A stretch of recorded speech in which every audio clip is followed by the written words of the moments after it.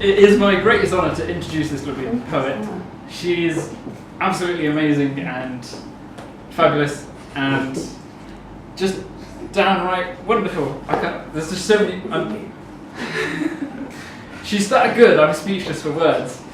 But she's absolutely brilliant, and she's got a new poem, I believe, which I'm really excited about, and you should be too. So please, raise the roof for Kate!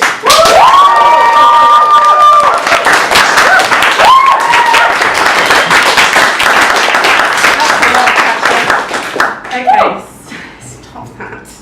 So, if you've ever seen me perform before, you'll know I kind of have a trademark, which is making people cry. So, sorry about that. But bear that in mind when I say that this has a major trigger warning for sexual assault. So if anyone needs to go downstairs to buy me a drink, feel free, because I am quite serious this time. Alright, see what happens. Okay. This poem's for everyone who had the simple definition about a lack of consent scrambled in their minds. This poem's for the people who've already lost too much to be willingly giving up words. This poem's for the people who won't use the R word. It's for those with factory-made thoughts that click, click, click into place into the back of the skulls of everyone I've ever met. This poem's for the acrobats, tripping high wires and still surviving, those with safety nets made out of barbed wire, because no one ever gave them even the notion of a soft landing. This poem's for the people who had to catch themselves when they fell, and when they picked themselves up, they blamed themselves for falling. This poem's for the half-breed tigers with stripes appearing on their skin, but no one notices them because no one ever taught them how to roar, how to be heard, how to get heard. This poem's for the fairground fish that dream of drowning. Those stuck in carousel lights nauseous, but stuck there anyway because no one ever taught them how to win their freedom for themselves. This is a poem for the people who don't feel they have the right to use the R word.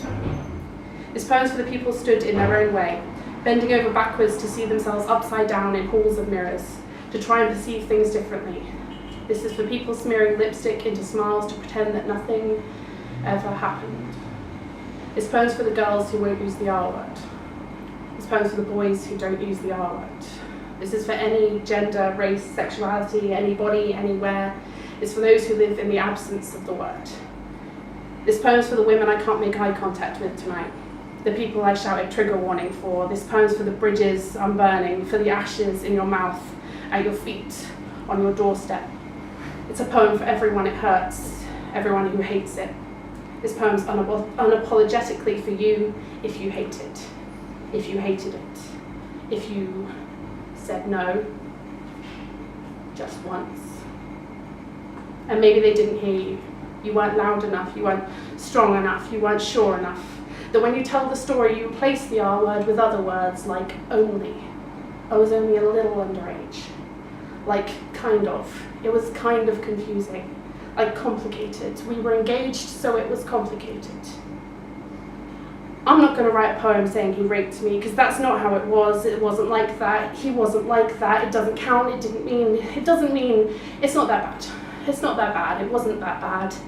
It's not that simple anymore. This poem's for the people who try out the word in their head and feel like a fraud for it. Like laying claim to the word disrespects someone else's pain.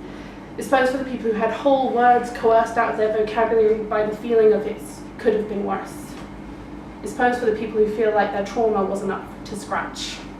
If society makes you feel like you weren't fucked against your will violently enough to allow yourself to admit that non-consent means rape, this is for you. This poem's for the people who've already lost too much, but say there should be a softer word, a different word, a middle word, that doesn't talk of violence or destruction, a word for those in-between times when there were blurred lines, when it was all fine, really. This poem's for everyone who compares themselves to the victim next door and shuts their damn mouth and counts their lucky stars that they weren't really raped. This poem's for the people who've been told not to use the R word, by their mothers, by their teachers, by their genders, by themselves. This poem's for anyone who needed to hear that their experience matters, that it counts. This poem's for the people not ready to hear it. This poem's for those people who will never accept that it applies to them, despite food, sex, drink, drugs, friends fighting, cutting clubs, and lonely bathroom stalls that are the only safe place to cry. Despite all the scar tissue running down the centre of their lives, closing tight around a wound we do not discuss, despite all of that, We don't deserve the word when we could have fought harder, fought back, thought harder. I thought that. I thought that he loved me. And I thought that that mattered. But now I kind of think that this poem was for me.